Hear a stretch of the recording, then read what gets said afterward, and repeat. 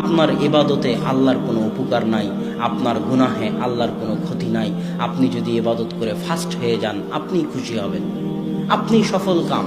হাদা হুয়াল ফাউজুল আযীম, এটাই মহা সফলতা, এটাই মহা সফলতা। আর যত সফলতা আছে সব সফলতা দিন শেষে ব্যর্থতা।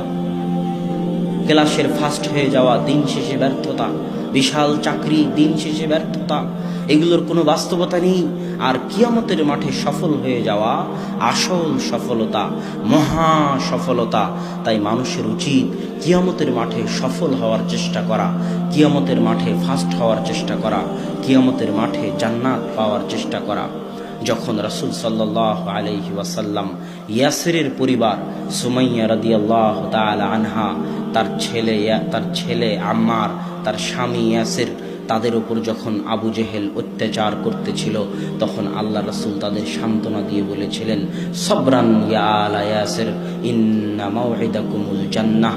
হে ইয়াসিরের পরিবার, আজ তোমরা আমি মুহাম্মদ আমার কথা শুনতে গিয়ে যে অত্যাচার ভোগ করতেছ, যে নির্যাতন ভোগ করতেছ, যে কষ্ট ভোগ করতেছ, আমি মুহাম্মদ এই নির্যাতনের বিনিময়ে, এই কষ্টের বিনিময়ে, এই দুঃখের বিনিময়ে তোমাদেরকে ওয়াদা দিতে পারবো না যে আমি তোমাদেরকে একদিন এমপি বানিয়ে দিব, মন্ত্রী বানিয়ে দিব, চেয়ারম্যান বানিয়ে দিব, জমি জায়গার মালিক করে দিব, ফ্ল্যাট বাড়ির মালিক করে দিব। এই ওয়াদা দিতে পারবো না।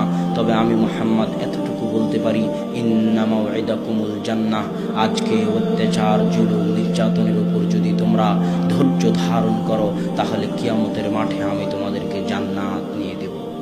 আল্লাহ। মানুষের উচিত ওই জান্নাত পাওয়ার চেষ্টা করা, ওই জান্নাতের জন্য এগিয়ে যাওয়া। সাবিকু, তোমরা দৌড়ে যাও, তোমরা প্রতিযোগিতা করো আল্লাহর জান্নাতের জন্য, আল্লাহর রহমতের জন্য, আল্লাহর জান্নাতের দিকে দৌড়ে দৌড়ে প্রতিযোগিতা করে এগিয়ে যাও। রাসূল সাল্লাল্লাহু আলাইহি ওয়াসাল্লামের হাতে যখন বায়াত করতেছিল মদিনাবাসী, আসাদ বিন জুরারা তাদের মধ্যে একজন ছিলেন, তখন আল্লাহ রাসূল তাদের থেকে বায়াত নিচ্ছিলেন, শপথ। বায়াত শুধু রাষ্ট্রনেতার হাতে জিহাদের উদ্দেশ্যে, আনুগত্যের উদ্দেশ্যে শুধু রাষ্ট্রনেতার হাতে করা যায়, অন্য কারো কাছে নয়। আল্লাহ রাসূল যখন তাদের থেকে বায়াত নিচ্ছিলেন, তখন বায়াতে এই বাক্যগুলো ছিল, তুবাইউনি আলা সামি'i ওয়াত তাআহ, তোমরা আমার কথা শুনবে দুঃখে কষ্টে, এই মর্মে বায়াত করো। টাকা পয়সা দিবে, দান করবে, সচ্ছল থাকো অসচ্ছল থাকো, এই মর্মে বায়াত করো। সৎ কাজের আদেশ দিবে, অসৎ কাজে বাধা দিবে, এই মর্মে বায়াত করো। তারপরে বলতে বলতে বলতে বলতে আল্লাহ রাসূল বললেন, তামনাউনি মিম্মা তামনাউনা আনফুসাকুম ওয়া আজওয়াজাকুম ওয়া আবনাআকুম। আর আমি মুহাম্মদ যখন স্ত্রী, পুত্র, পরিবার, পরিজন নিয়ে তোমাদের মদিনায় হিজরত করব, তখন তোমরা তোমাদের স্ত্রী, পুত্র, সন্তান, সন্ততিকে যেভাবে হেফাজত করো, আমি মুহাম্মদ আমার সন্তান, সন্ততি, আমার পরিবার, পরিজনকে সেভাবে হেফাজত করবে, এই মর্মে বায়াত করো। তোমরা যদি এগুলোর উপর বায়াত করো, তাহলে দুনিয়াতে গাড়ি বাড়ি, টাকা পয়সা, ধন দৌলত নিয়ে দিতে পারবো, এটা আমি জানি না। তবে একটা শব্দ শুধু আল্লাহ রাসূল উচ্চারণ করেছিলেন, ওয়ালাকুমুল জান্নাহ। এই বায়াত যদি তোমরা করো, তাহলে আমি তোমাদেরকে জান্নাত নিয়ে দেব। সম্মানিত উপস্থিতি, অতএব আমাদের উচিত জান্নাতের জন্য চেষ্টা করা, জান্নাতের দিকে দৌড়ে যাওয়া। দুনিয়ার এই মায়া, দুনিয়ার এই লোভ লালসা খেলতামাশা মাত্র।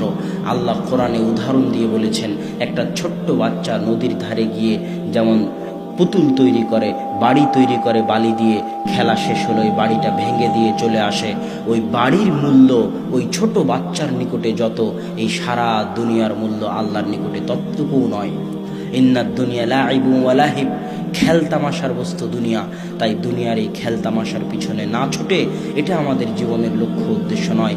আমাদের জীবনের লক্ষ্য উদ্দেশ্য কোনো মতে দুনিয়াতে বেঁচে থেকে, কোনো মতে দুনিয়াতে বেঁচে থেকে 60 বছরের জীবন কোনো মতে পার করে পরকালে আল্লাহর নিকটে জান্নাত নেওয়া।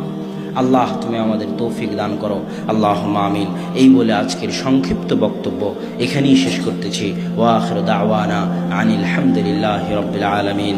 আসসালামু আলাইকুম ওয়া রাহমাতুল্লাহি ওয়া বারাকাতুহু।